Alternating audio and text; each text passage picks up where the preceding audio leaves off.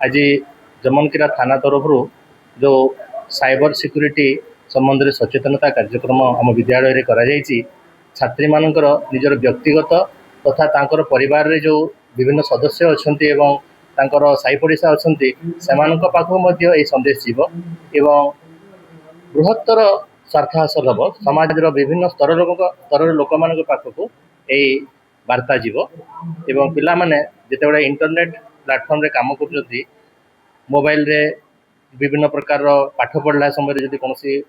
Link आसे न जानिले से अचिन्हा हेले व्यवहार करेंगे ना एवं निश्चित भाव में कार्यक्रम से सचेतन कर आज जो माने येडा हला कैंपेन हला एठी आसिक आईआईसी सर जो आम छात्री मान को संदेश देले जे साइबर सिक्यूरीटी उपरे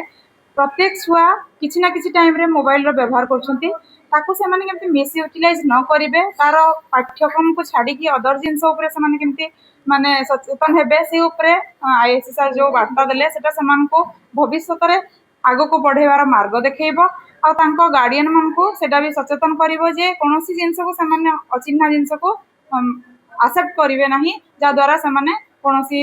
माने खराब जिंस रो शिकार हेबे नाही।